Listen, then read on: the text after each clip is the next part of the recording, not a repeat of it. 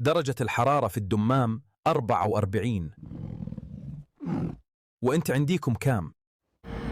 ازاي تعمل فيديو زي كده في اقل من دقيقة؟ اولا هتشغل برنامج في بي ان، وهتدخل على اداة جوجل الجديدة اللي هي فيديو 3.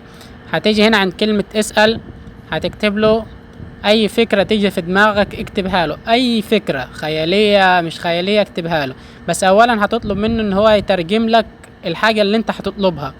انا مثلا بقول له عايز اسد ماشي في الشارع، اي فكرة تيجي في دماغك، اسد، جمل، اللي يجي في دماغك اكتبه له واطلب منه ان هو يترجم لك الجملة دي. طبعا انا بكتب له عايز فيديو اسد ماشي في الشارع وبيقول الكلام الاتي بس، وهطلب منه ان هو يترجم الجملة دي الى اللغة الانجليزية. طبعا هتطلع لي النتيجة زي ما حضراتكم شايفين كده. هاخد الكلام ده نسخ. طبعا اللي بيعرف يكتب انجليزي الله يسهل له الحال. هاخد الكلام زي ما هو كده نسخ من اول علامة الشرطتين كده او القوس كده، تم النسخ. هرجع بقى اختار كلمة فيديو واختار كلمة محادثة جديدة. هعمل نسخ للكلام اللي بالانجليزي اللي انا نسخته. طيب الحاجة اللي انا عايز اقولها هكتبها بالعربي. انت ممكن تكتب له التفاصيل اللي انت عايزها، مثلا عايز اغنية في الخلفية، عايزه يتكلم لغة سعودي، عايزه يتكلم مصري، عايزه صوت راجل كبير، اللي انت عايزه اكتبه له.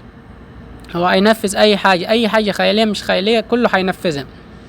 وهتضغط على علامة الفيديو زي كده وتكتب الوصف وتكتب الطلبات اللي انت حضرتك عايزها بس كده، وهتدوس له تنفيذ. وفي اقل من دقيقتين هيكون عامل الفيديو اللي انت طلبته منه بالظبط. طبعا درجة الحرارة عندنا في الدمام 44 خلاص. طبعا انتظر اقل من دقيقة او 2 بالظبط، مش كتير، وهيكون عمل الفيديو.